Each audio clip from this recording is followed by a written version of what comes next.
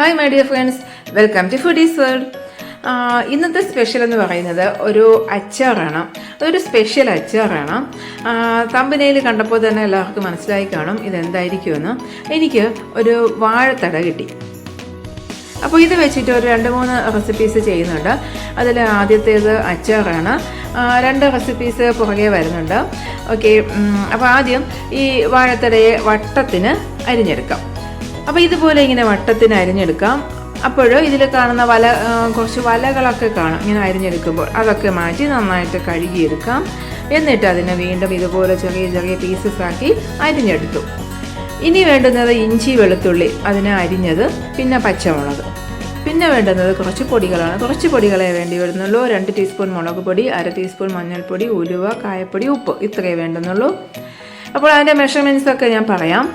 Okay, ആദ്യം pan വെച്ചിട്ട് pan ഒന്ന് ചൂടാകുമ്പോൾ ഓയിൽ ഒഴിച്ചു കൊടുക്കാം. ഓയിൽ ഒന്ന് ചൂടായി വന്നതിന് ശേഷം കടുക് ഇട്ട് കൊടുക്കാം. നന്നായിട്ടൊന്ന് ചൂടായിക്കോട്ടെ.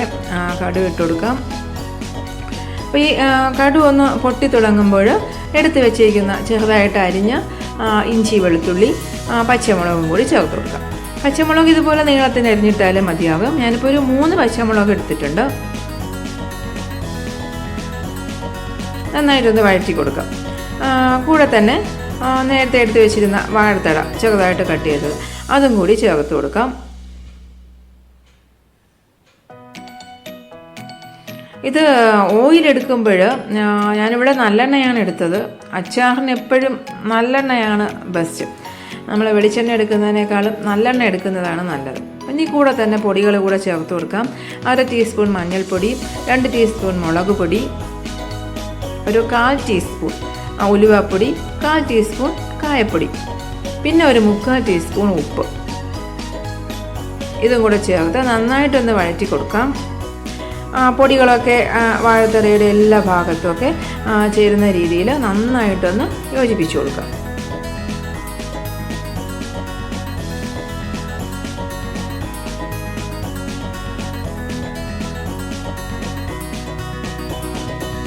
കൂടെ തന്നെ കുറച്ച് കറിവേപ്പിലയും കൂടി ആഡ് ചെയ്ത് കൊടുക്കാം.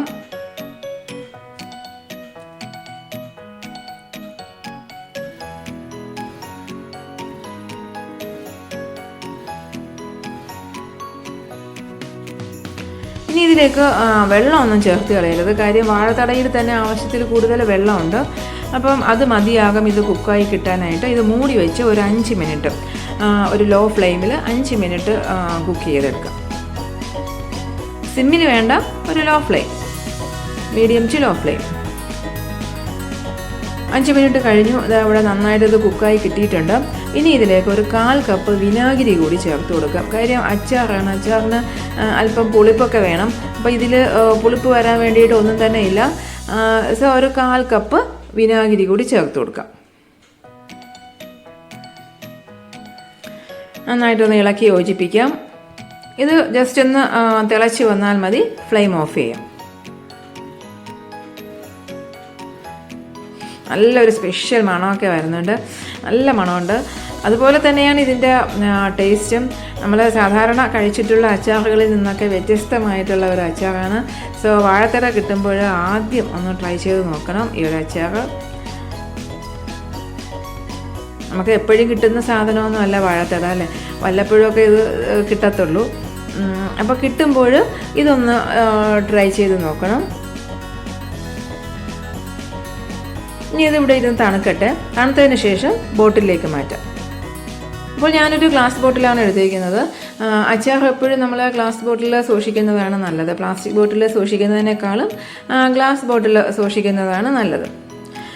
ഇത് ഒരു 3 ദിവസം വരെ നമുക്കിത് പുറത്ത് തന്നെ വെച്ചേക്കാം.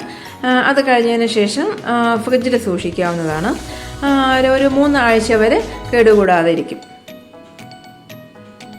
അപ്പോൾ ശരി, വാഴത്തട കിട്ടുമ്പോൾ ഇതൊന്ന് ട്രൈ ചെയ്ത് നോക്കുക. നിങ്ങളുടെ അഭിപ്രായങ്ങൾ കമൻറ്റ് ബോക്സിലൂടെ അറിയിക്കുക. വീഡിയോ ഇഷ്ടമായെങ്കിൽ വീഡിയോ ലൈക്ക് ചെയ്യുക. ചാനൽ ആദ്യമായിട്ട് കാണുന്നവരാണെങ്കിൽ ചാനലൊന്ന് സബ്സ്ക്രൈബ് ചെയ്യുക. ഇത് അച്ചാർ കാണുമ്പോൾ തന്നെ കഴിക്കാൻ തോന്നുന്നില്ലേ? അതുപോലെ തന്നെ ഇത് കാണുന്നത് പോലെ തന്നെയാണ് ഇതിൻ്റെ ടേസ്റ്റും. ഒരു സ്പെഷ്യൽ ടേസ്റ്റാണ്. അപ്പോൾ ശരി, ഇനി നല്ലൊരു വീഡിയോയുമായി വരുമ്പോഴേക്കും ബൈ.